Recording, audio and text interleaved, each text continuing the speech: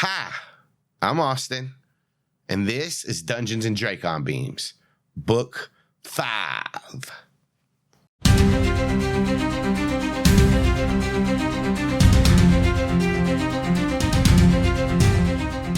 Good morning, Ocean Grove.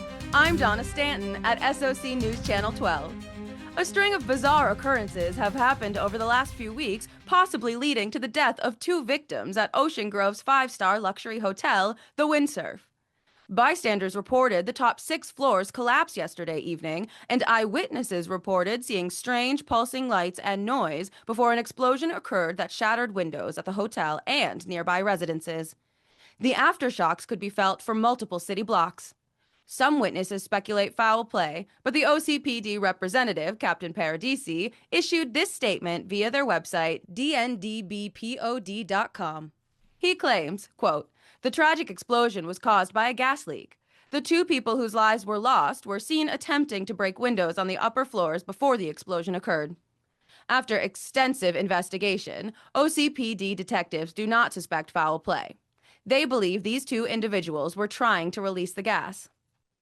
Ocean Grove City Works is under investigation for gross negligence, as the gas leak is only the latest in a string of hazardous conditions created through negligence and poor maintenance reported in the last month. Other incidents include a structure collapse during hospital renovations. CityWorks approved construction but overlooked a weakness in a load-bearing wall which caused a catastrophic collapse. And several local restaurants receiving A and B ratings during health inspections that follow-up investigations determined were not up to health code. Want to know what I think about this city? It's going to crap. I've been writing letters to the mayor for weeks. They had fireworks going off before Z-Splash opened. They didn't tell anybody. It's keeping us up all night. And then the streetlights go haywire, and no statement is issued. My coworker's son crashed his car during that in the middle of Park and 7th. I would like to know why everything went haywire. Give us an update. What happened? And then they're wasting our taxpayer money on this festival. This town isn't a theme park. Stop it. We have better issues to spend money on. And during this festival, JJMC shows up, and he's gonna get in the dunk tank. Come on now. His goons came over there, fixed everything, broke the glass, so he didn't get his perfect hair wet. Ridiculous. And while all this is happening, we have kids in the woods setting fires, and the police are nowhere to be seen. They're probably busy getting donuts somewhere, just sitting around doing nothing like normal. Mayor Adams, get it together. In other news, Fort Perrin was attacked, but not by humans. Sources on the scene who wish to remain anonymous tell us that the exterior wall was destroyed by what they claim was an African elephant, and hoots from what sounded like a large ape could be heard between rounds of gunfire. Our team reached out to Fort Perrin's media representatives, but they have declined to give any statement at this time. This is one of dozens of reported animal incidents during the last month, including an incident downtown where multiple 911 calls were made to report a rhinoceros running down alleyways. An orangutan sighting near the observatory shortly before it suffered an internal collapse due to aging infrastructure, and a truck driver that filed an insurance claim stating a gorilla stole their vehicle. Where are these exotic animals coming from?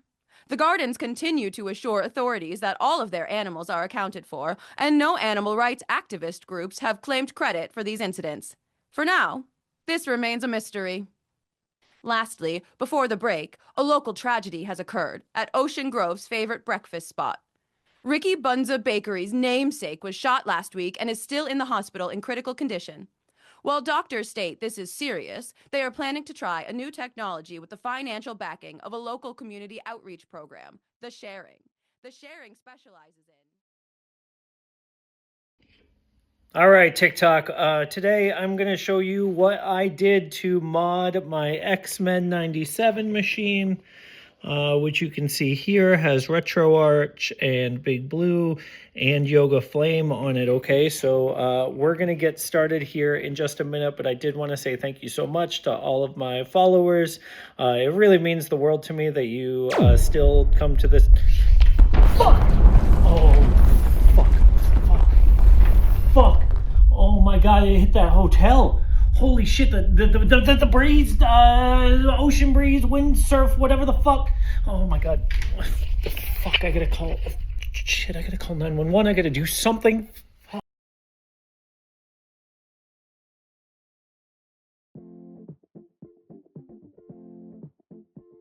I love it.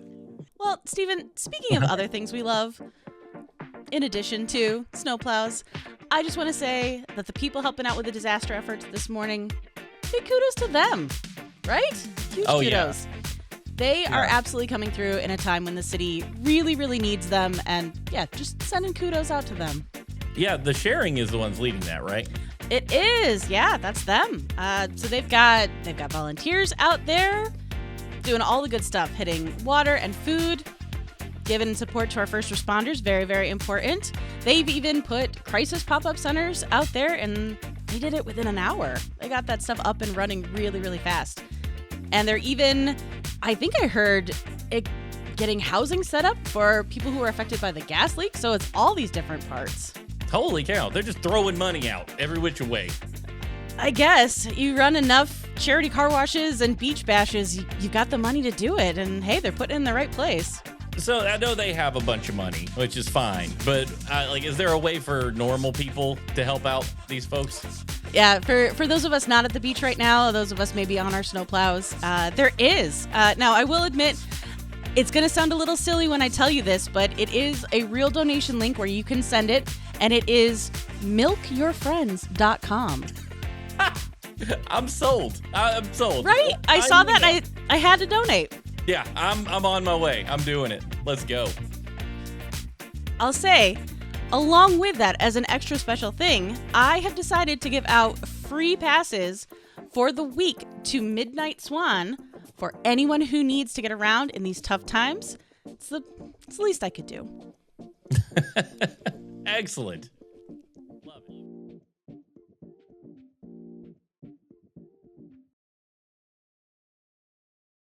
And that's the real issue. They want us to believe an explosion that affected 4 city blocks away from the windsurf was caused by a goddamn gas leak. Not me. I'm not believing that bullshit. This was an attack. I'm sure they would blame it on another country, except they don't want the big daddy prez breathing down their necks trying to figure out why. None of that corrupt shitbag would or could do anything about it. POTUS. More like POS. Anyway, I'm taking calls from you red, white, and blue snowflakes who are sucking the teat. Tell me why I'm wrong, and I'll tell you why your blind ass will be the first to go. First caller, you're on. What's up? Hey, this is Tim, and I'm an Ocean Grove native. First time, long time, happy to be here.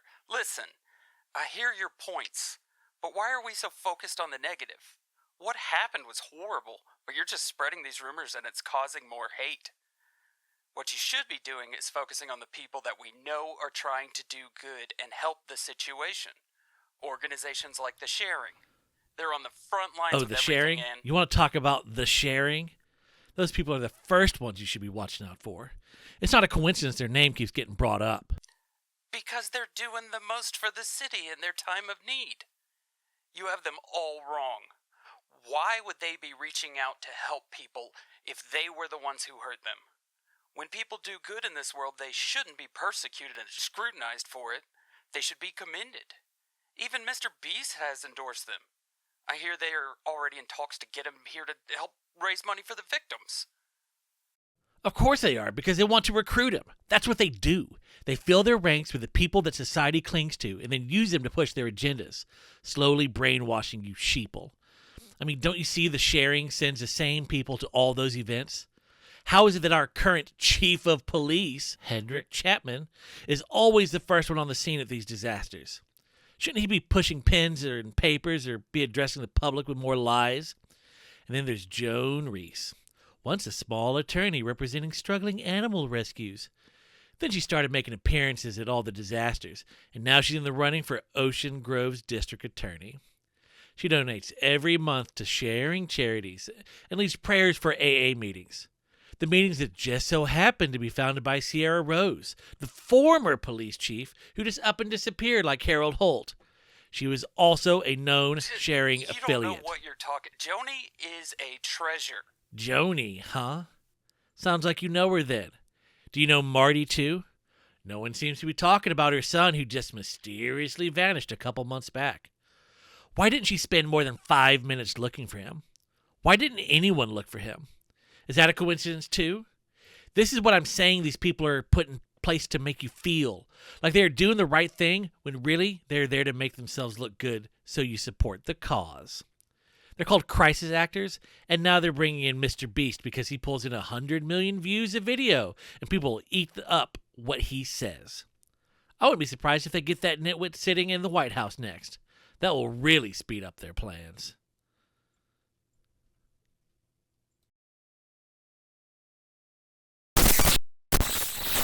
I can't tell you my name or where I am, but know that everyone is in really, really big trouble. Yeah, even you. I know this sounds totally insane, but aliens are real. They're here. It's just so much worse than you can imagine. They took me and this alien, they called themselves Yeerks. It crawled into my brain. It was horrific. You can't begin to imagine how horrible it is. I couldn't speak or move or think without that thing there. It mocked me, pulled out every awful breakup and every mortifying moment. The dark memories of sitting in that hospital watching my dad die. They played those memories every day, mocked me, and there was nothing I could do to stop it, to stop listening. They'll take you, right off the streets even. That's how they got me. I was at a beach event with a guy I was seeing, and then we walked to the secret meeting of the inner circle. We heard things we shouldn't. The next thing I knew, they were holding my head and in that slimy, roiling water, and then I was living a nightmare. For months, I was trapped in my own mind, except for a short stint every 3 days where I was caged like an animal, like cattle. That's how they think of us, nothing more than meat for their production plant. But I got out. I escaped because these other aliens, the Yeerks call them Andalites. Well, they call them Andalite scum, to be precise. The Andalites, they attacked the construction zone for the pool where I was assigned. It looked like a movie set after the enemy plane dropped a bomb in the middle of town, and I can't be sure, but I think the Windsurf Hotel was them too. They had plans for a Candrona generator. They're the closest thing we have to a good guy here, I think. I hope. They at least helped me escape, and that's why I'm recording this, to tell you, to warn you. You cannot let them catch you. Fight back with everything you have. You can't trust anyone, not anyone, and do not go anywhere near the sharing.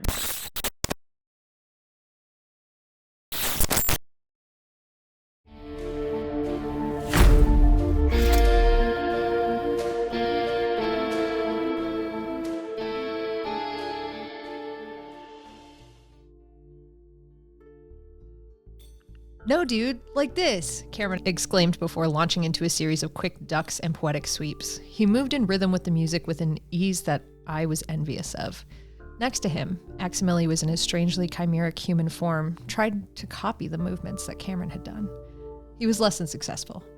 While his arms almost resembled something vaguely like what Kamren had done, he seemed unable to focus on what his feet were doing at the same time, and his left heel crossed over his right foot, catching his toes, and he toppled to the ground with an aggressive expulsion of air.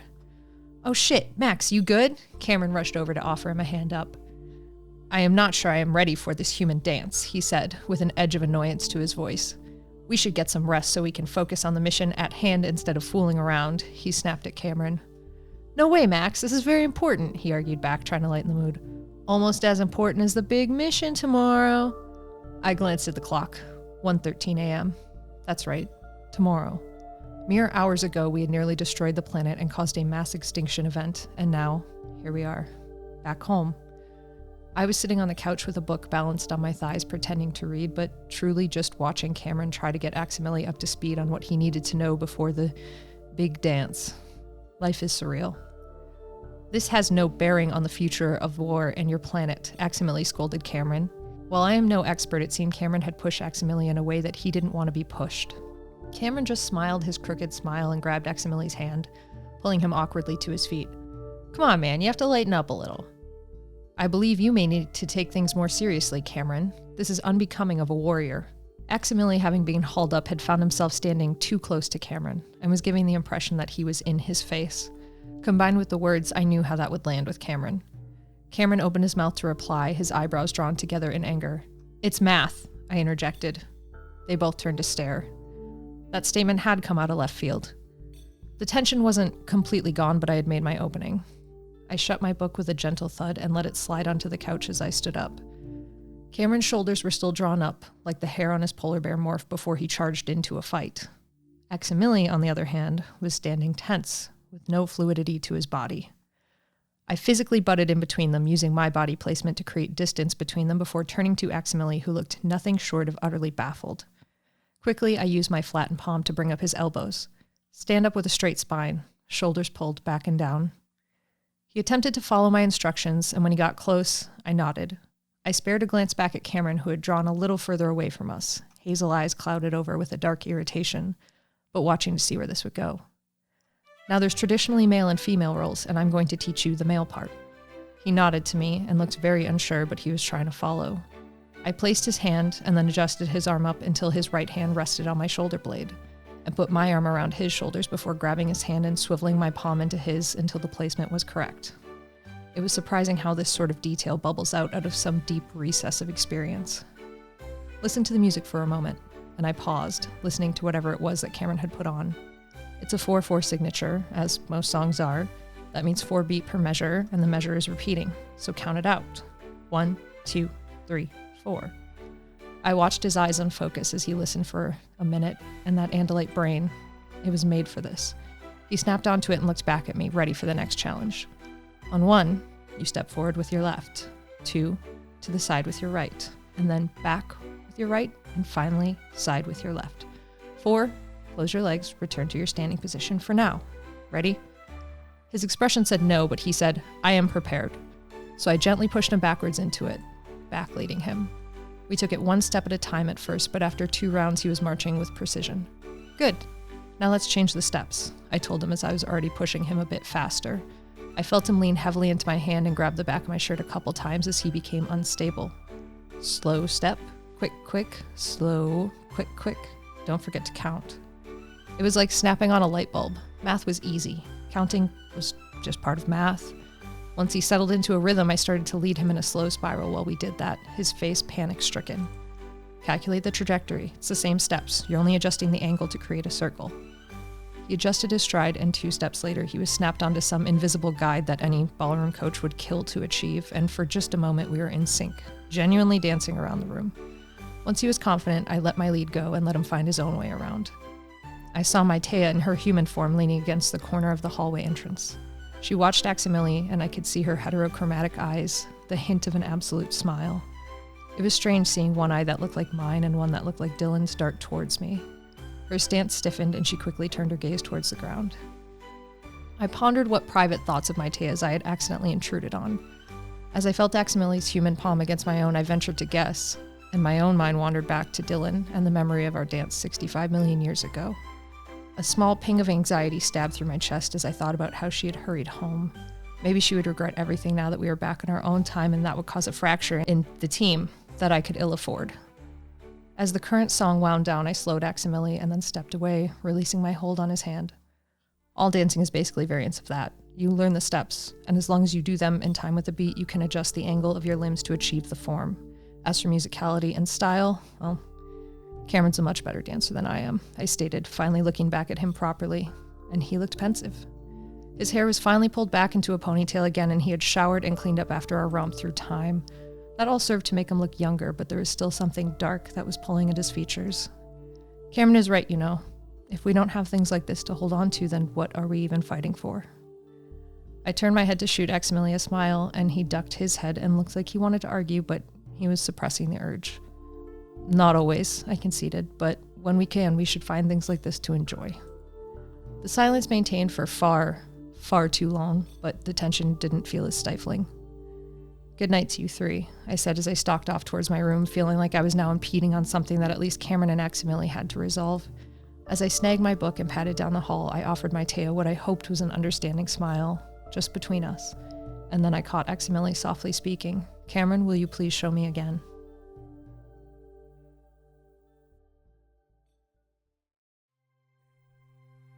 I scrubbed the towel back over my mullet, sending a fresh wave of suave ocean breeze, not sponsored, shampoo scent wafting across my room. I slowly turned in a circle, looking everywhere for a clean shirt. Giving up on clean, I grabbed one hanging off a doorknob. It smelled fine, so I slid it on, sighing to myself with the realization that I still needed to do laundry tomorrow. I turned to Mo's cage. He shifted back and forth on his perch as he looked at me. I refilled his water bottle and gave him a small scritch under his beak. I couldn't help but to think about Colonel Sanders, the compy I had adopted 65 million years ago. I probably liked him so much because he reminded me of Mo. Shame he couldn't have come back with us, but no, he was extinct now. Like the rest of the dinosaurs. Like the Good night, dude, I said to Mo, interrupting my own train of thought. Good night, dude, he responded. I smiled as I pulled his cover over the cage. I turned and stretched wide as I saw myself in the mirror. The shirt I'd picked up was from Big Zo's Pizza. Reese gave me this shirt. I shook my head forcefully, trying to clear it. Jesus, Zach, enough with the sad shit, I muttered to myself. In an effort to distract my brain, I flopped on the bed and finally checked my phone. 1:13. The clock glared at me while I waited for the facial recognition to kick in. My notifications were insane. Usually, I don't even check my follower count, but I couldn't help but notice that I'd gained like 1,000 followers from the JJMC fiasco. Looked like my response video had gone semi-viral. Oh shit, I said to myself. I still need to tell him when we can meet up this weekend. As that thought hit me, I saw a message from him as I scrolled. Only a couple hours ago. Any word on when we're meeting up? Shit, I muttered, swapping back to my messages to look at our conversation. I had completely forgotten I was supposed to write him back. Finally, I found the message where I'd told him I'd let him know Thursday morning at the latest, and my panic subsided. With all that was about to go down these next few days, I didn't know how I would fit in meeting up with a world-famous TikTok star. I tried to figure out how to formulate a response, started typing something, deleted it. Finally, I decided to just wait until morning to text him back. We hadn't really had a chance to discuss the next mission since we got back, so I figured I'd talk to Van in the morning. I turned my attention back to my other notifications. All these new followers. I should probably post something. I opened my drafts and started scrolling to find something good. It didn't take long before I started to see that familiar shot from Z-Splash. There were like 3 videos in a row of me trying that trick down the water slide. Grant had filmed every attempt and sent me every take. I saw his face for the first time in what seemed like years. I couldn't help but wonder what he was doing, if he was fighting on his own or something. Hopefully he was just hiding. Had he been caught? No, he hadn't been caught. If he had, the Yeerks would already have us. I closed my phone and my eyes. I didn't want to think anymore, least of all about Grant.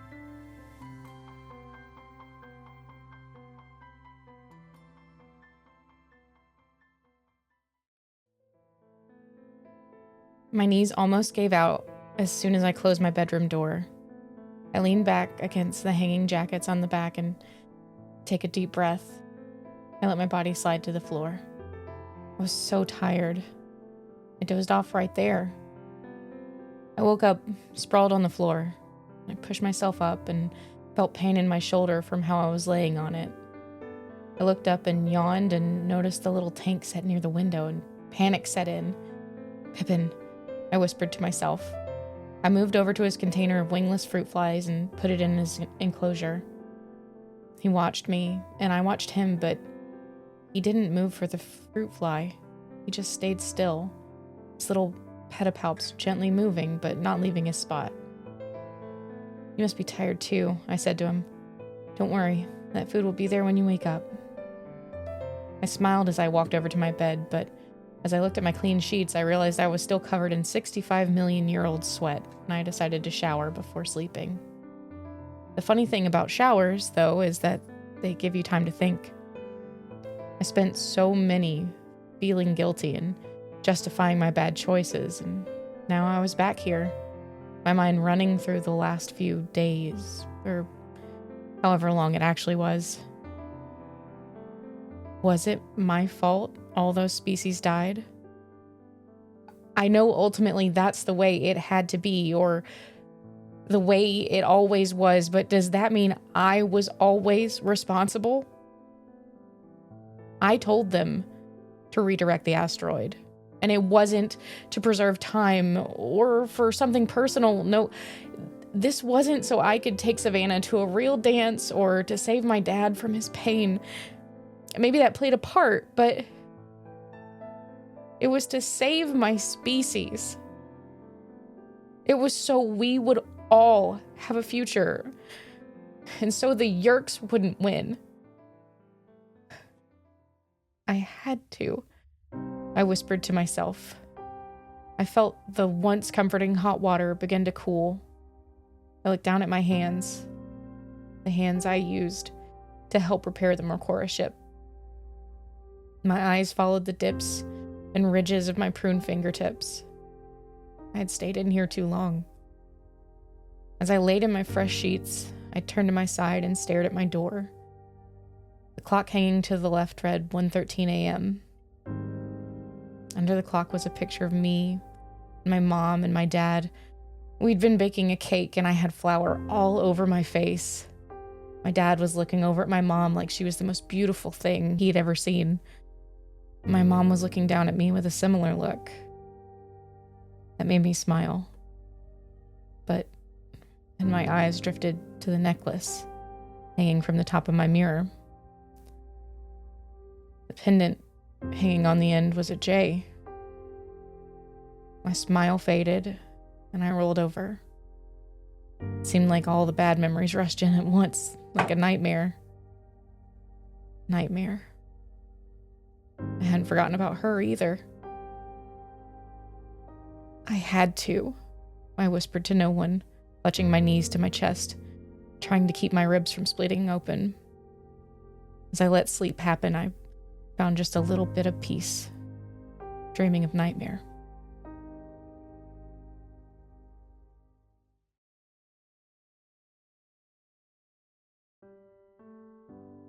The feathers of a great horned owl twitched slightly, guiding the silent bird to a branch. It adjusts its wings wide, and its eyes search the early morning for any signs of movement. From its perch in the tree near Pacific Towers, it can see buildings stretching up and down the strip, with little rodents scurrying at the bases, looking for discarded food. It looks up high to the sky, to the rooftop of Pacific Towers, and it notices some crows lining the roof as the first beads of light are starting to break in the horizon. Better to not mess with that group. It takes flight again, circling a mouse on the sidewalk. It looks like he's about to make his move, but before he can dive, he sees a big brown and black patchy furred mutt come barreling out from beside the building, his leash trailing behind him. Following him is a human girl. Alex, can you please describe Savannah? Savannah is a short girl with she's not like super muscular, she's not super skinny, she's kind of strong in the way that somebody that hauls stuff around a lot and works outside a few days a week kind of a person is. She's got a little bit longer than shoulder length brown hair pulled up into a ponytail, kind of squared jaw, and her expression usually rests between like very neutral and somewhat nonplussed with what's going on with the situation. Yeah, and you chase Possum down, your dog, and grab his leash, and the owl flies away. As you take Possum back up and you get off the elevator into your penthouse apartment, you notice in the living room, Kamren is up, and he's already talking to Aximili, whose eyes are wide, staring back at him. Matea is up now as well. A lot has happened since you went down to take Possum out. She's in her human morph in the kitchen, and she's cooking some scrambled eggs with some kind of brown goop on top of it. You hear Kamren say, "Thanks again, Max man. He slaps Aximili's blue furred shoulder. And he turns to you, seeing you now, as he walks to the couch. He picks up a stack of folded clothes and puts them in a duffel bag. Morning, he says with his little sly smile. Good morning. What's happening in the kitchen? Oh, Matea's hungry. I was telling her, make some eggs and peanut butter. And he walks over to the coat hanger near the door. Savannah is on her way to the kitchen going, why would you tell her that? Why? Matea, hang on. Yes, Aximili, I would like to try some more food. Yeah, but eggs and peanut butter is not a combination that is recommended. By who? Kamren says as he pulls his white and baby blue OGC Yeti Letterman jacket off the coat rack. I would venture to guess almost every human except for Kamren. Right, and I recommend the best things. He walks over to you. Can I do like a check on how this egg situation is going? How is Matea doing in making these eggs? Let's roll investigation. Sure. First roll of the book. It's gonna be a nat 1. Well, pretty darn close. Pretty nat close. 2. Nat 2. It's a 2. Savannah is back, baby. You walk over and like are trying to check on her. You like grab the skillet, and it's a cast iron skillet for some reason. She's using that, and you burn your hand, and you put your other hand, it slips in like an egg that was cracked on a counter, and you just egg in one hand and burnt in the other. I think grabbing it and just like the immediate like, and then she's just going to be like holding her hand, looking at the eggs all over the counter. Here, like peanut butter in a cast iron skillet seems probably like a nightmare, but like not enough that she would really clock that part, I'm sure. Probably, I'm imagining getting close to the fire alarm going off, and she's just going to absolve herself of this situation and be like, you know what, you continue with your eggs. She's just going to go and wait until the fire extinguisher is needed at this point. Prep on a fire extinguisher. As you like walk away, Kamren says, oh, hey, can you take these to school with you? And he hands you his jacket and bag. Yes, but why? I have a quick errand to run. What kind of quick errand? As like you're saying that, he's already like shoved these into your hand, and he's like backpedaling towards the rooftop entrance. Well, I was thinking about what you said before. I never like statements that start with that. Well, about staying in school. Oh. And he like gets to the door and opens it. I just want to make sure that what we do is worth it. And part of that is surviving, making sure there's a future when the present is in the past. So I'll stay in school as long as we're able to. But right now, I gotta bring some happiness to somebody else. Well, I think your decision to stay in school is a very good choice, Kamren. See you there? See you there. Walks out the door and closes it. Great. Then what I imagine happened next is as there the anything fire else you alarm wanna goes do? off, she drops Kamren's stuff and runs back into the kitchen. Zach, you have groggily finished your morning routine. And what does Zach look like as we see him sitting at the breakfast table with his mom? So Zach would have already gotten up, gotten dressed, gotten ready. So he's got the blonde mullet is now in full effect. He's got a very small mustache happening, a little blonde mustache. He's wearing some skate brand shirt, Thrasher or something, probably a vintage tee that he spent too much money on, and some skinny jeans. And he's eating some pancakes. Emma made him pancakes. He's tall and skinny and would look tall if he would stand up straight, but he tends to slouch. He's probably just head down eating food without really thinking or talking. As you're eating, after a little while, your mom says, well, she stands up and smiles. Since you're about to head off to school, I think I'll go outside and water the plants. She kisses you on the top of the head. Says, have a good day, honey.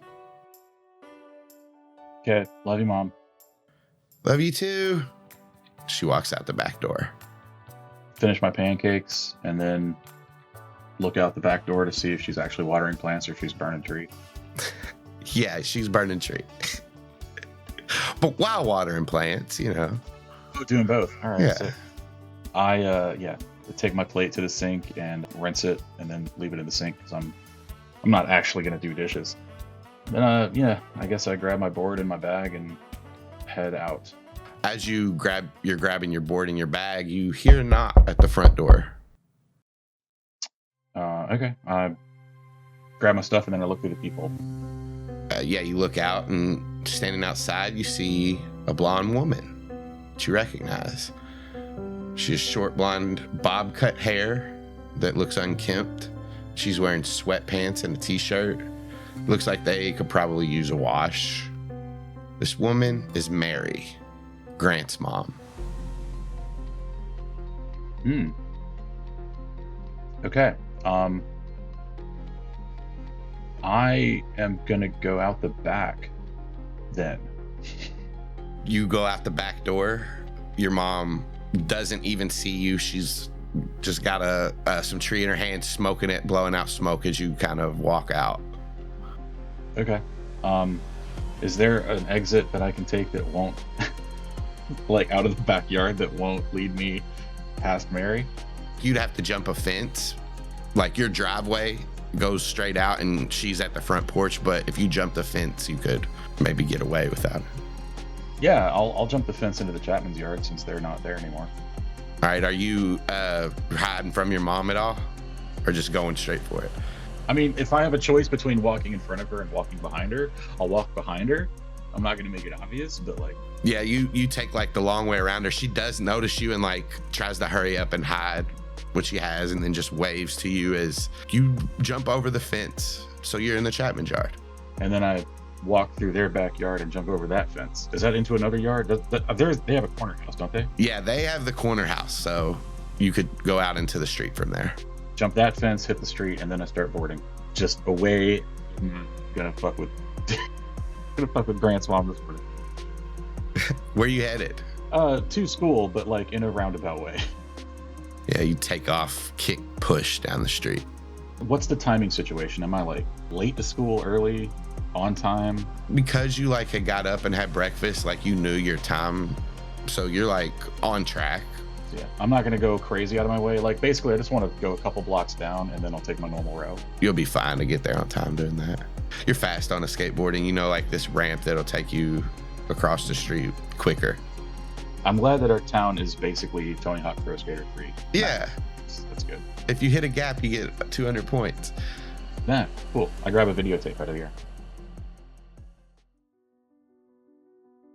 Dylan, as you are about to come downstairs, what does Dylan look like?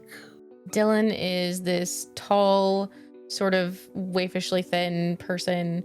She's gaining a little bit of weight back to her body now that she's sort of recovering. She's got this olive skin and this black bob cut that's got a side shave. She hasn't even wasted time putting on like makeup or anything this morning. She looks tired this morning. As you come downstairs, you see that your dad has also cooked pancakes, along with some vegan sausage and some eggs. Dylan, your heart stops for just a second. There's a woman with black hair looking down at her phone, sitting at your breakfast table. And your mind just remembers back to that picture of your mom, your dad, and you from last night. Roll an insight check. Crushed it. The panic subsides as you realize that it's Michelle and not your mom. As she sees you, she stands up and brushes any wrinkles out of her dress that she's wearing. She says, hi. Good morning, Dylan. Dylan is going to walk over to the coffee pot and pour herself a cup of coffee. And she's going to be like, good morning. I came over this morning to have some breakfast with your dad and was going to ride he was going to ride with me to our temporary offices. Dylan's eyebrows go straight up and she looks over to her dad. She's trying to see if his face portrays anything. So with your insight check, he looks at you and he kind of rolls his eyes as he sees the look you give him. Because your insight check was so high, you can tell that she explained that kind of fast. Like maybe she doesn't want you to get the wrong idea of her being over here so early in the morning. But I think with your insight check, you can see that she was being honest and she wanted to put that out there. Okay. But he just kind of rolls his eyes at you as he like hands you a cup for coffee. She's going to take the cup that he hands her and clink it against the one that she already has and put it back in the cabinet upside down. Yeah. Make sure it dries out. You're so weird. Also, Michelle, that's adorable. I love it. Yeah. Just, you know, might as well save on gas. And who knows if the traffic lights go all crazy again. At least we won't both be sitting in traffic alone. Yeah, that's true. Have you thought any more about this weekend? Yeah. Are you okay with me bringing a friend? Yes, that would be totally fine. Sweet. So, like, she and I will stop and grab us all coffees and then we'll hit the nail salon? Oh, perfect. Is there a certain time or do you just want to let me know on the day? I'm free the whole day, so whenever is fine. She's going to pull her phone out of her back pocket. Do you want to put your number in my phone and then I'll just text you when I talk to her? And then we can work out that time? Yeah. She'll take your phone, add her number. I'm so excited. You're going to love this place. Yeah, I looked on their website. It looks really cool. Did you see the gel tips that they have with the spark, the glitter? Yeah. And the French tips? I love getting my nails done. I usually do my own. And she like holds up her hand and sees how hideously chipped her nails are from having been in the past. And she's like, but it's been a while. Oh, well, that's okay. We'll freshen you up here in a couple of days. She like kind of like looks around and gestures for like a chair. Dad made breakfast. Dylan's going to awkwardly walk over to the chair, pull it out, you know, her own chair, and sit in it. She sits down beside you. Dylan's gonna she's gonna take another big sip of her coffee and put it down on the table and be like, I'm sure this is gonna get way less awkward as we get to know each other. Yeah. Yeah, a few more coffee and nail dates and we'll be fine. Best friends. Oh, not best friends. You probably have your own friends. I'm not trying to come on too strong or anything like that. She like giggles and looks down. Yeah, you guys have an awkward breakfast. And as you kind of finish going through this morning routine and your dad and Michelle are off on their way and you're getting ready to head out. But before you head out, you notice Pip's tank again. And you see he's in the same spot as last night. The fruit fly still moving around, alive. And as you look into the tank and study Pip just a little bit closer, you notice that he's not moved at all. He's not even doing like his little jitters or moving his little pedipalps. In this moment, you take in more detail of Pippin than you ever remember. His brown little tiny furs, spotted with white. His legs underneath him as he sits on his web. You notice one of his legs is just a little bit longer than the others. It sticks out a little bit further. You look into the eyes of Pippin, but still see no movement. Your vision seems to tunnel. Your perspective fades back. The realization starts to set in. Pippin has died.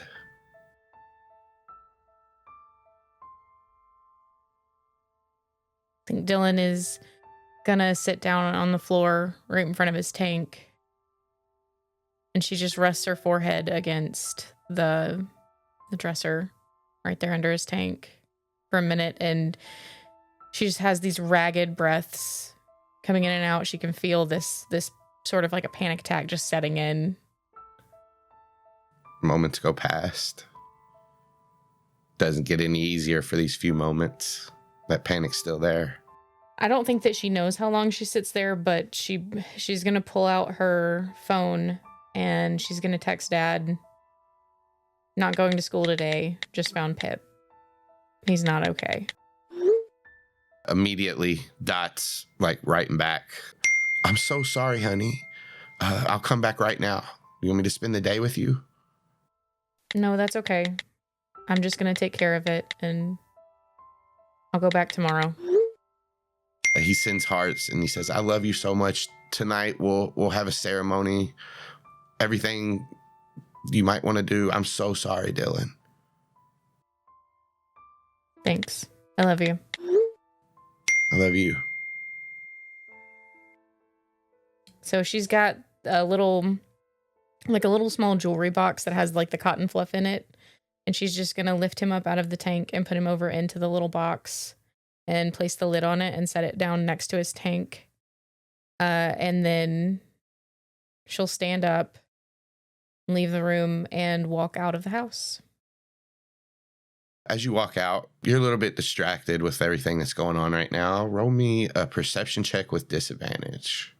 Okay. Not bad. You get out front and you're kind of looking around to see where you're about to go. You notice an osprey in the tree outside. And he kind of looks down at you and cocks his head. I think she's just going to look up and then she's going to start walking down the street. Morning. She'll do the little like salute from the top of her head. And like as you keep moving down the street, he flaps up into the air. Where are you going? She just shrugs.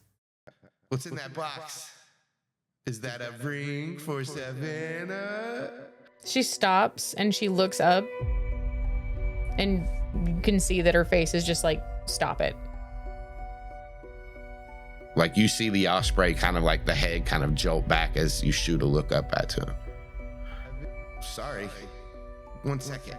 And you see him kind of dive away, kind of go into a back alley behind a shed in between a bush underneath a tarp. And then a little while later, Kamren comes out. Shoulder length hair, got this long sleeve Under Armour shirt, basketball shorts, also olive skin, hazel eyes. He kind of runs up to meet you. What's up? I'm not in the mood today, Kamren. Are you okay? Yeah, I'm fine. Oh, well, I came over to talk to you. I figured I could ride with you to school. But you seem like you got something else going on. Yeah, I need to be anywhere. I just need to walk. All right, I'll walk with you. If you want. I don't know that I'm going to be good company, but sure. Well, maybe you're not the one that needs the company. Or maybe you are I'm not the one that needs the company. It seems like you are. So I'll walk with you. She shrugs and she starts walking forward. He walks with you. Where you headed? She's just walking around. She has no aim, no point in mind. She is just needing to be out moving. Yeah, for 5 to 10 minutes, the only sound Kamren makes is his bare feet smacking against the street as you guys walk down it, or the sidewalk. After that 10 minutes, he'll say, so I guess we're not going to school? I'm not. If you need to get to school, then you should go, Kamren. I did tell Savannah I was going to go. Made a big deal about it too. I don't want to leave you though. If you need a friend. Dylan's gonna turn around to Kamren. She can tell that she's not gonna be left alone unless she gives him something. So she's gonna turn around and she's gonna give him, just like fall into him and give him a hug. Like, he's surprised at first, but as you kind of fall into him, he does wrap around you and just stay there for a second. And then he'll say, Dylan, look, I'm sorry. I didn't know it was affecting you like this. I came over here to make it right, to tell you. I do understand that choice that you made. It was our best guess. He kind of like pushes you back to where he can see you like in your face, and he says, you can't mess with time. I talked to Aximili a little bit about it this morning, and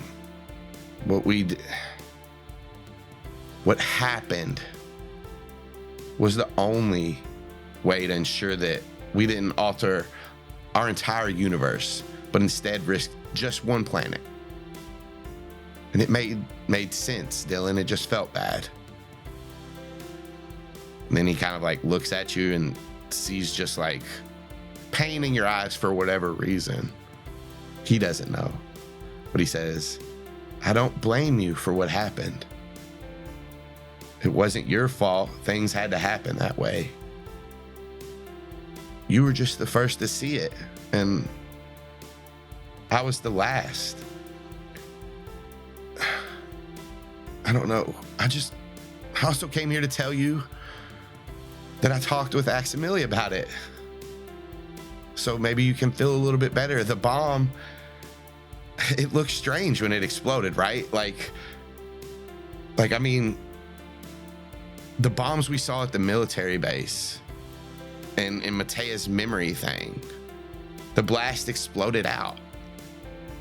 But the blast back then, it imploded. It like exploded in on itself. And it reminded me of a star. My mom used to tell me about the stars. But listen, anyways, we used to talk about them and she would teach me about them. But when they explode, they actually implode and create black holes if they're big enough. And so that bomb wasn't an explosive. I think it was a gravity bomb. He kind of smiles at this, like, as he's relaying this revelation that he's figured out to you. So, good thing it blew up in space then, right? Imagine if it would have went up in the atmosphere. Bye-bye, Earth. Yeah, Kamren, I didn't even notice. The implosion? Yeah, I thought I saw it, and the only reason I recognize it is because Mom, showed me. But yeah, and I talked with Aximili about it. Thanks, Kamren. I was hoping, after we had that little tiff back then, that would kind of help soothe it over and make you feel better. She's gonna bump her shoulder into him and she's gonna be like, you don't have to make me feel better about the decisions that I make, right? Maybe I don't have to, but I just wanted you to know that I understood it. And like, even though we were at that time on opposite ends, that you're still important to me. And like, I know why you did it. You're important to me too, Kamren. And I should have kept my temper. I shouldn't have yelled. I shouldn't have been such an ass about it. Doesn't matter. It's fine. I mean, I should have, took longer to think about it before just jumping down at everybody. Did you know that the same elements that make up the stars make up our bodies? Yeah, some of them, yeah. Yeah. So I think that's kind of what people are thinking when they say that, you know, you're a star. That's why it's so cool. Hey, can you give me a ride to school? Yeah. Yes. Let's go. And she's going to flip her keys around in her hand. We're going to have to walk 20 minutes back to the house first. I mean... No, that's cool. Yeah, sometimes I like to run, you know, when I'm feeling down or feeling like something's going on in my brain, just to clear my head. I like to go outside and run. I think I just needed to understand, to see why, you know? Yeah. Why? He just kind of looks off in the distance like he's contemplating the whole question of why. You know what? You don't have to take me if I can fly. No, it'll help. Let's go. All right. You guys hop in the car. Savannah, are you headed to school? Yeah, I think that's where she needs to meet up with everybody to discuss what's going on. So she's headed towards school. And how'd you get there? The bus. And I think she gave Aximili and Maitea, after figuring out whatever was going on, a quick rundown of what she was thinking. All right, so yeah, as you get off the bus to school, you see skating up the sidewalk, Zach. She'll wave hi, extracting her arm from her backpack, Kamren's bag slung over her shoulder, and I'm sure holding one more thing. Yeah, Zach will wave.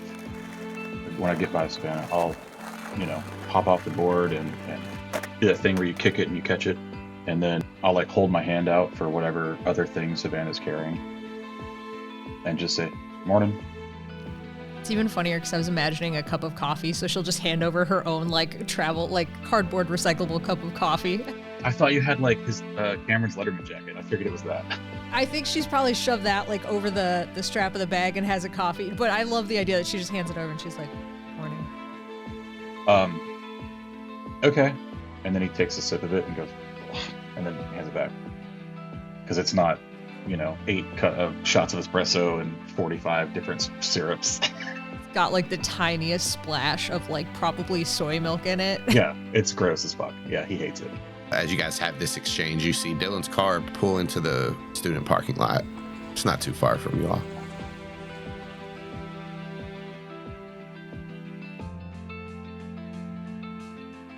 Zach just follows wherever van goes. As you guys get closer, Kamren is in the passenger seat. He's kind of looking the wrong way, looking for Savannah. If we get to the car before he notices, I'm beating on the window. Yeah. Whoa. What's up, dude? Give him the finger. Yeah, he gives it back. Dylan rolls down her window and she's like, respect my car. I apologize. And then I tap the car lightly on the top. She accepts. Okay. I need to roll a handle animal or something Automobile handling. Arcana. Harkana. Here, thanks, Savannah. He grabs his bag and starts putting on clothes. Well, this is going to look awkward for anybody watching. Oh, shit. I don't care. I literally don't care. Cool. He wraps his hair up in a bun. All right, time to learn or whatever, right? Or whatever. Let's go. Kamren kind of leads the way. I'm assuming Dylan doesn't hop out of the car. No, she sits in the car. So I think Savannah will start to go with Kamren when he says let's go, but then when she notices Dylan's not coming, she'll kind of stop and turn around and kind of dither and wait between the two parties. Did Dylan park, or did she just pull up in front? No, she parked in her typical spot. Okay. Car's still running. Mm-hmm. Yeah, I think Zach didn't move. Noticing the car is not even off. He just kind of leans down and like makes eye contact with Dylan. Dylan's just gonna wave and be like, "See y'all later." You're not going? No. Are you good? Yeah, I'm good. I just need to not. Okay. Cool. Later. And Zach just turns. But he like tries to catch Savannah's eye, like as he's turning, and then continues. I think Savannah was close enough to hear that exchange. Right. No, I just kind of want to shoot a look. I mean, once Zach kind of passes, I think she'll just... Dylan, are you sure you don't need anything? Yeah, I'll be okay. Just had a rough morning. She'll just pause and wait and see if Dylan says more. Dylan is gonna sit there for a minute, and then she's gonna be like, you should go. I'm gonna just drive around, head home." Okay, well, be careful. Do you want me to not... Do you want to be out for tonight? No, I'm in for tonight.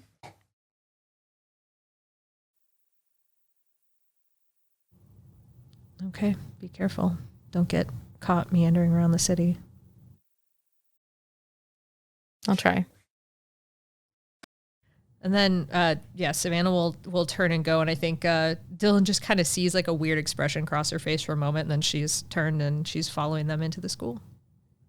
Zach is gonna be walking towards school, but slow enough that he doesn't catch up to Kamren, and kind of wait for Savannah to get close to him, and then under his breath, just to Savannah, do you want me to keep an eye on her or anything today? I can just be in the sky. I don't think so. Okay. Cool. So homeroom, huh? Homeroom. My favorite class of the day. You hear the bell ring. Mr. Statoric pops his head out. Better hurry, you're going to be 1% late for the rest of your life. We should have skipped. I've made the wrong decision. I already gave you that choice. You didn't do it. Sorry. Now we got to go to class. Come on, Zach. I 100% regret all of this. It's not too late. We could still skip. Can't skip school. We have to go to school. Kamren, as you say that, Kamren turns around and just smiles at Savannah. Just walking backwards into the school. Moonwalking into the school. Double doors come out, right? Like school doors? Yeah, Double doors, middle divider, metal section. Uh-huh. Savannah's just going to attempt to kind of move over as if she's passing through a door so that Kamren walking backwards kind of dings himself in the metal divider. Give me... Deception? I was going to say deception. Yeah, but I was trying to figure out if there's a way that you could use taunt to help. You're drawing him towards you. If you can give me a way to use taunt in there, I'll give you advantage on your deception check. I'll give the help action by pretending I'm going in the other side. No problem then. Hell yeah. Advantage on deception. All right, I'll give Cam an insight. Oh, Kamren. I love rolling in this game. I roll so bad. Oh my god. Of course. As you all are doing that and you guys both kind of split, he's like about to walk into that metal pole and you just see his shoulder hit it and he like spins around and just misses it. Fine. Is there anything you guys want to do in school? Savannah's gonna go around to every class collecting homework for Dylan and explaining as the sort of person there that she's sick today and really spreading that narrative here. No problems at all. You have like a note signed by teachers and students that was forged. And it has to do with homework, so I have advantage on homework checks. It says so in my character sheet. That's true. Zach will have happily forged a doctor's note, like during homeroom, by the way. Yeah, extra advantage. A plus double 2. advantage. I did it without being asked or prompted. I had one ready. Like, What's percentage-wise? What would Mr. Statoric say is the advantage of succeeding in this ruse? 30% half the time. No. He's getting worse and worse at stats. He's got to do better. Well, maybe you guys just don't understand quantum statistics. Neither does Mr. Statoric. It's statistics within statistics. If you start to observe the numbers, they move. That's the problem. Schrodinger's statistics. Yeah. I don't want to make any more statistics jokes, but you fucking built this bed. Now you we have literally to sleep use in it. stat blocks every goddamn time we play. Dylan, what's going on? She sits there in the parking lot. She's got her phone out. And it's been probably 5 minutes of her just staring at her phone screen with Savannah's message up. She types a few words and then she deletes it. And then she types a few more words and then she deletes that.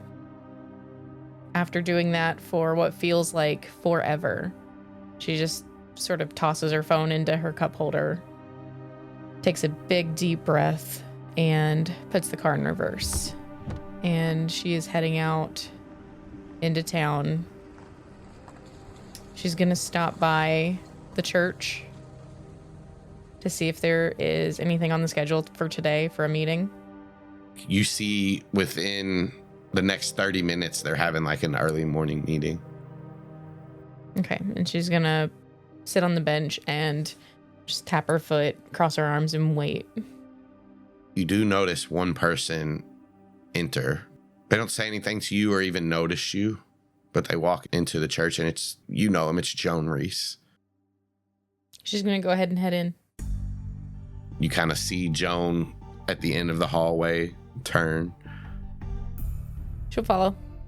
Not close, but like, she's not trying to be like sneaky or anything. She's just trying to look nonchalant. Blend in, kind of. Mm-hmm. Yeah, you get down to the end and you see a door closed to an office as you get to the end of the hallway. She'll walk past the door and then she'll stop like just past the door and sort of lean her head against the wall and see if she can hear anything. Give me a perception check with disadvantage. Okay. Sounds like a wall. Yeah, you're.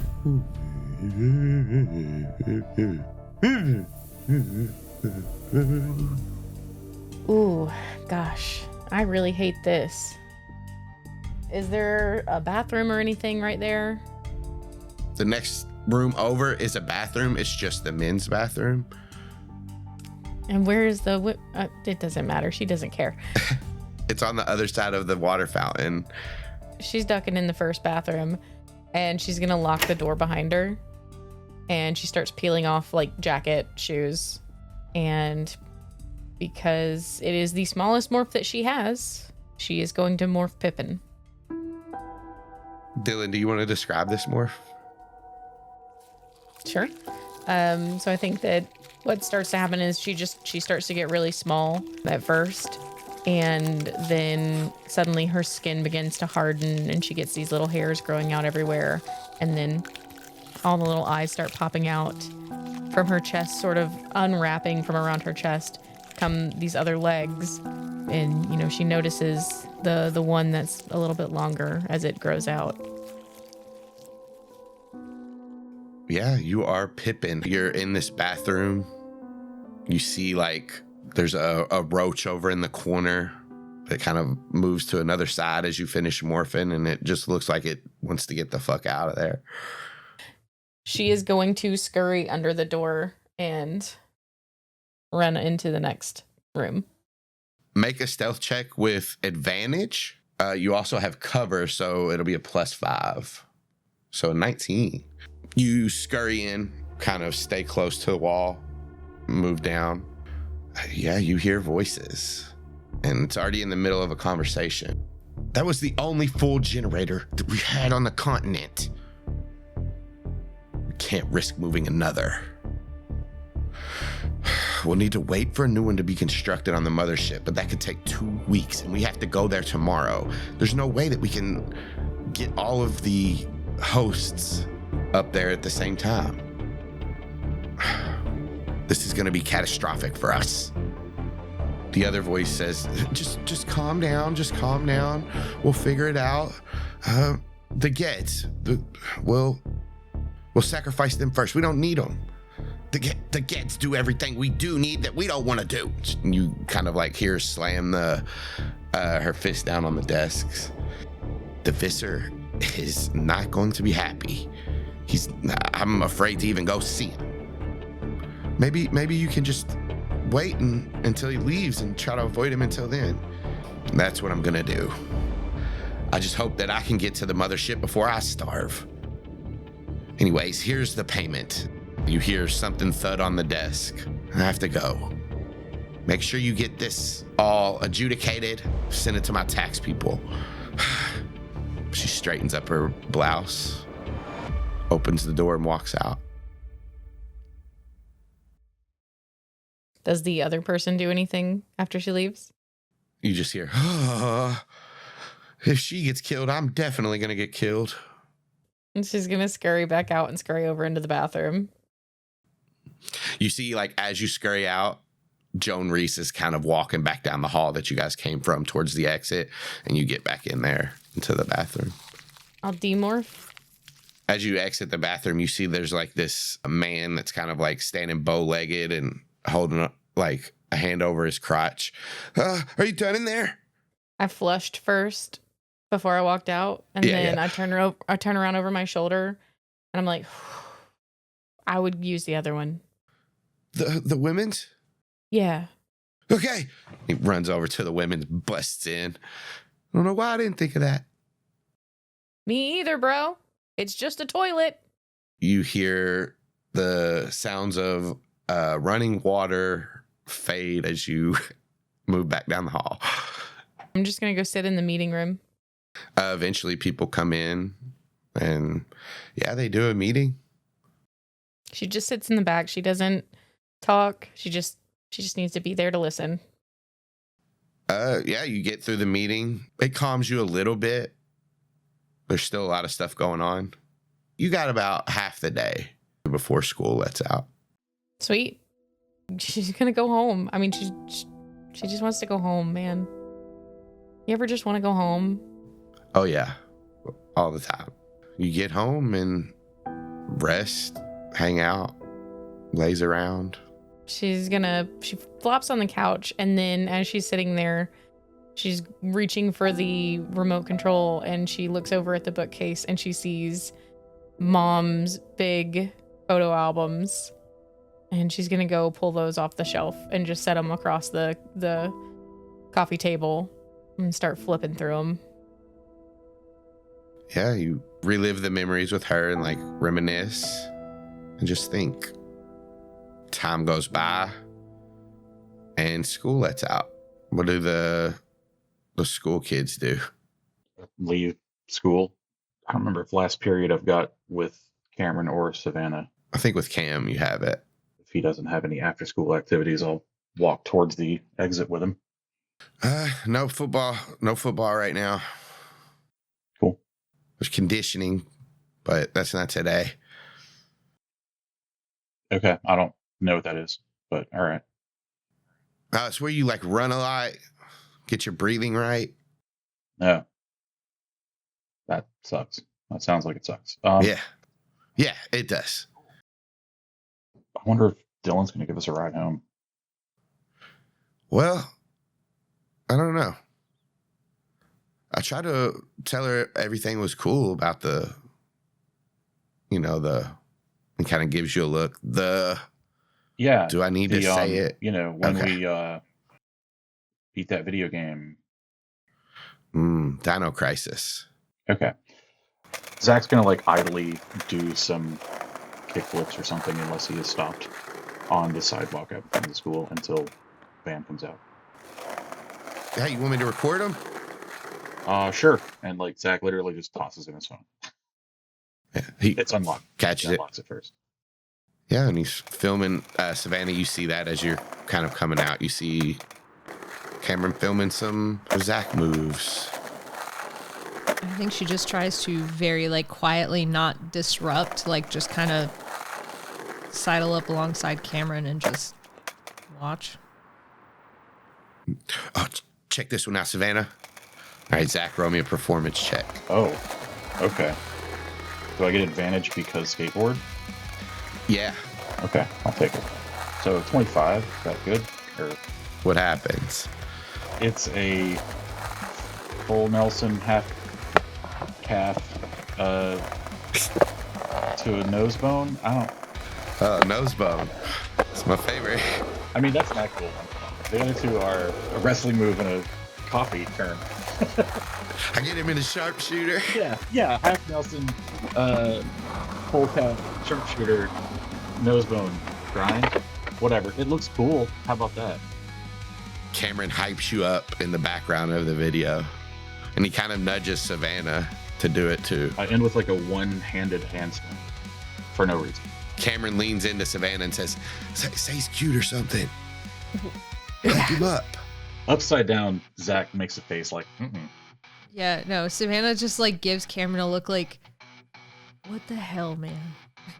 Tell him he's awesome. Can you not say that? I did. We need to get two people. I feel as though you have ruined the end of this video with this conversation. Shit, we'll cut it. Zach, here.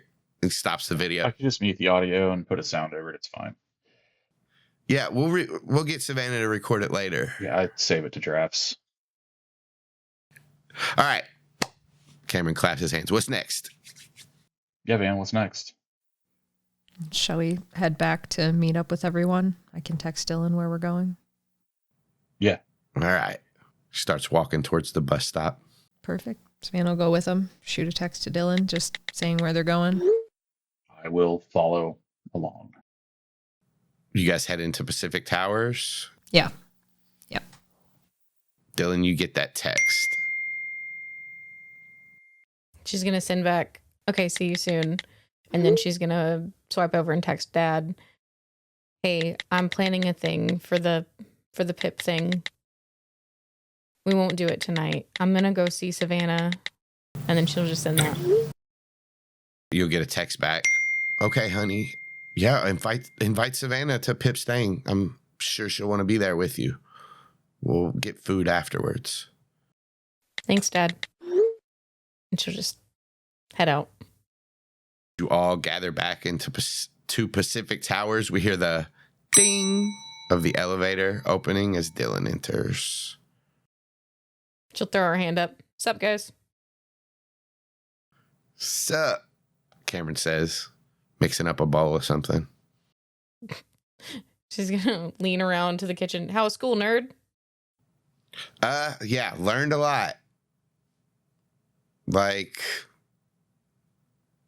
if you incline your bench, then you work the top part of your pecs, and if you decline it, you work the bottom part. Is that true? Is that true? Yeah. Is that Zach, true? you weren't paying attention? No. That's why you're scrawny, bro.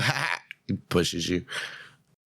Too much muscle mass is bad for skateboarding. Like, you can't keep your balance as good. Yeah. Can't do flips and stuff. Well, then why are bulldogs so good at it? 4 legs. Okay, compensation. Got it. Yep. They're twice as good as any human. Yeah. I have seen on this National Geographic channel bulls, and I have also seen dogs, but I have not seen a mix between the two. What is that? Oh, Dylan immediately Googles Siri, show me a bulldog bulldog. skateboarding. Whoa. That dog is doing human things. Let me see, says Matea as she comes over. She just hands over her phone. She grabs it, and Matea kind of walks off to herself. Just keeps scrolling. Oh, this is interesting. Oh, a cat playing piano. Oh, yeah, you guys are about to get a whole education. Click on that playlist. It's got like everything that was popular when I was a baby. Oh, this one? She clicks one and says, a Jet 2 holiday. I don't know it, but it says, oh, not this. Zach leans over and goes, that one's AI. We know what AI is. We're Andalites. Andalite intelligence. How did they get this? They just mixed up. This is a secret. I think when Dylan walked in, Savannah just kind of went over to where her backpack was, started like rifling through her bag, got the folder of Dylan's homework, and just kind of walked over, handed it to her. After she handed off her phone, handed the folder to her quietly and just kind of like, half smile and walked away. Dylan's going to be like, thank you. Yep. Kamren brings his bowl over. He'll bring like cups over for everybody else. He'll start pouring it in there. It's like clumpy. Zach, for a moment, forgets everything about Kamren and just goes, oh, cool. And like takes a sip of it. Whatever the fuck it is. And just doesn't spit it out, just opens his mouth and goes, hey. Lets it fall back in like a baby. Chunks. And they taste something gross.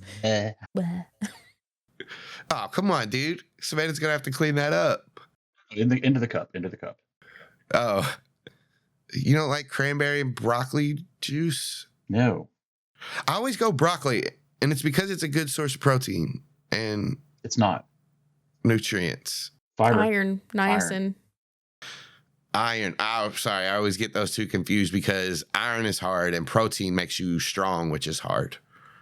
Oh, that was a minefield, actually. Protein makes you hard, bro? Well, check out these things. Boom, boom. Zach puts a hand up to Dylan for a high five, like to whoever's near him. Yeah, she does. She high fives him, and then she walks over to Savannah and just sort of like squeezes her hand and walks back around toward Savannah's room. As you go down the hallway, you guys hear, dude, creatine actually makes you hard. Protein just builds your muscles up as you. You're a nightmare. You're a nightmare of a human. R.I.P. Wow. R.I.E. Rest in extinct or whatever. Jesus. Wow, Austin. Yeah, so when Dylan does that, Savannah will like hesitate a second and then like catch up to what that was about and follow her. I think as they get into the room, as soon as Savannah gets into the room, she turns around and closes the door right behind her and just like full on falls into her head against the side of her neck, just like huge hug.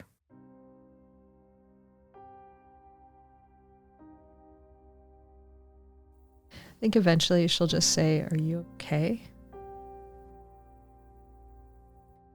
I'm gonna be okay.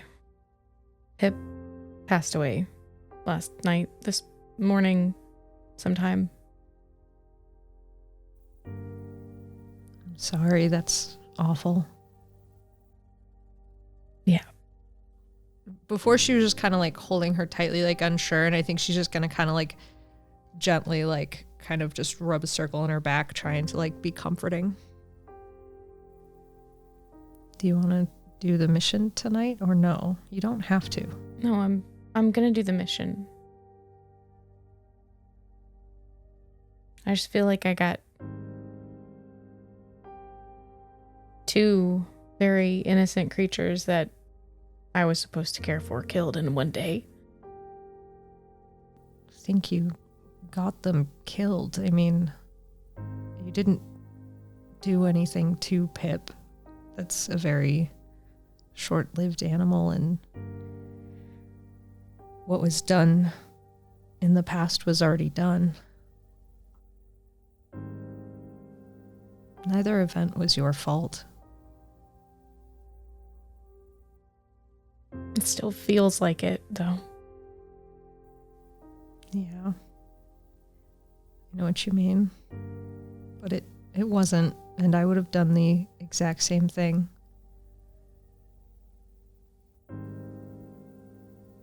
And spiders really don't live that long, you know. I know. Doesn't help. But I know He was just like the first thing that I was able to care for other than myself, you know? You know, just because the pets that we have and the animals that we care for pass on doesn't mean that we didn't take excellent care of them. That's kind of the unfortunate part about having different lifespans. You're right.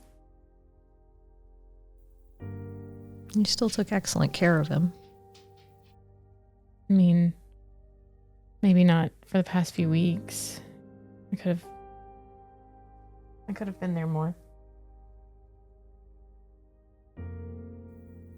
I know how you feel.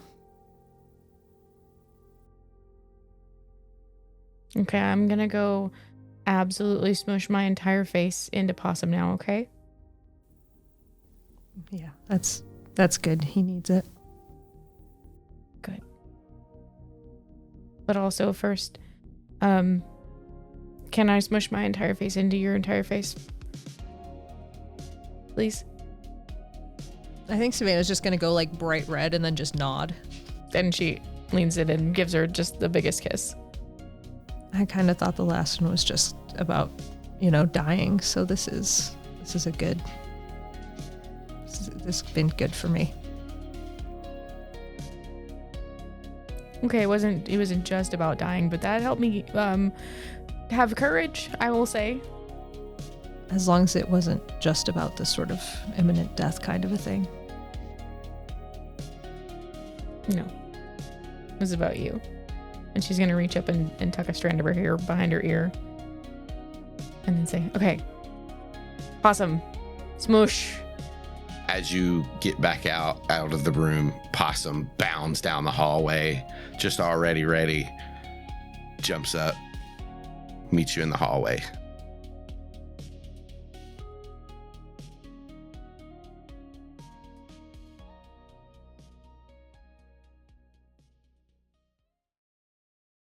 Yeah, what'd you guys think? That was extremely really cool. Good. Yeah. That was cool as hell. There's some talented freaking people in there. Oh, yeah. You're right, Alex. You're right. Such as Bob Magoo. You can find him at Tales by Bob on Instagram. He writes books, get this, about rednecks doing wizard things with meth. So check that out. Steven Adams, at Steve H&H on Instagram. He's an artist, podcast, and streamer. He does podcasts such as Those Were the Days, 24 FPS Presents, and Horseshoes and Hand Grenades. You can find his channel link through his Instagram, but his Twitch is twitch.tv/2dorkstv. Steph Krugnola, at Kruggles on Instagram. She does All That Glitters, Swoontown Soccer Podcast, along with her husband, Mike Krugnola, at Future X Skeleton. All That Glitters and the Swoontown Soccer Podcast as well. Emily Swan, at a swan named Emily all across the internet. She does the Curated Circus, Doodle Crew, Art Corner, Surprise Attack Book Club, 2 other secret projects that might be coming out later this year, maybe even 3. Tim Lowe, at 2Lime. He does Horse Girls, Late Starters, Animorphs Anonymous. He's been on The Way We Haunt Now. Help me. There's another one. Nope, that's the one. That's it. That's the one. And he's immortalized in Animorphs fandom. Find out. Find out yourself. I don't know if I'm allowed to tell. In the graphic novel? Yeah. It's been released for years, Oh, bud. yeah. I still like to keep his secrets. 2. Well, Chris Grind does it. Oh, yeah. Yeah. Go get the issue. Is it issue number 3? You're right, Austin. It's 3 because it's in the woods with Tobias, with the guy with his nice shirt, and then the Hork-Bajir coming out. You're right. It's 3. Go get the 3rd Animorphs graphic novel if you want to see Tim in it and get it signed by him. Just get them all in case we're wrong. Buy all 5. That's Call 6. it good. 6. He got back to Jake. Buy all 6. Buy all 6. Buy all 6. You can find most of these wonderful people and amazing projects at airtimefornonsense.com. That's right. We banded together and made a network. Go check it out. It's cool. You can grab merch, follow our socials, see our schedules, and join all the Discords so we can talk to you and pick your brain. Because sometimes people even live chat the episodes, and that's fun. So be there or be somewhere else.